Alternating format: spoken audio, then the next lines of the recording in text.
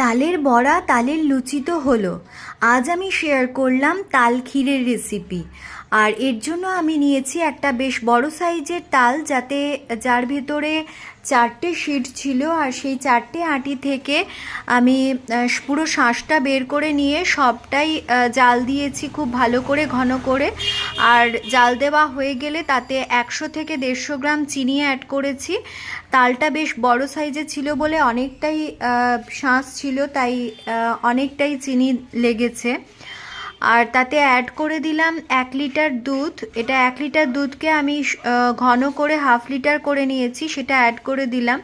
তালের ঘনত্ব এত বেশি যে মিশতে অনেকটাই সময় লাগছে, দেখতে পাচ্ছেন। সমানে খুন্তি দিয়ে এভাবে নাড়াচাড়া করে যেতে হবে, না হলে তাল কড়ার নিচে পুড়ে যাবে। আর তালে আর দুধে খুব ভালো করে মিশে গেলে তাতে অ্যাড করে দিলাম নারকোল কোড়া। নারকোলের সঙ্গে তালের একটা অঙ্গাঙ্গিক সম্পর্ক রয়েছে, নারকোল ছাড়া তাল ঠিক জমে না। সে কারণে একটা গোটা নারকোলের খুব অল্প রেখে দিয়ে বাকিটা আমি দিয়ে দিয়েছি তালের মধ্যে। দিয়ে এবার খুব ভালো করে মিশিয়ে নিলাম, যাতে তালের কাঁচা গন্ধটা চলে যায় আর সব কিছুর সঙ্গে ভালো করে মিশে যায়। ব্যাস, এবার ফুটে গেলেই রেডি তাল ক্ষীর।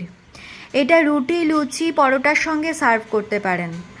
আর তাল ছাড়ানো আর সেখান থেকে শাঁস বের করার পদ্ধতি আমার 26 জুলাইয়ের ভিডিওতে রয়েছে। তালের বড়ার যে ভিডিও শেয়ার করেছি সেখানে রয়েছে ছাড়ানো আর শাঁস বের করার পদ্ধতি। আর তাল জাল দিয়ে ঘন করে তাতে চিনি অ্যাড করা পর্যন্ত যে রেসিপি, সেটা 2 আগস্টের ভিডিওতে দেওয়া আছে, দরকার হলে সেখান থেকে দেখে নেবেন। এবার রুটির সঙ্গে সার্ভ করে দিলাম তাল ক্ষীরটা।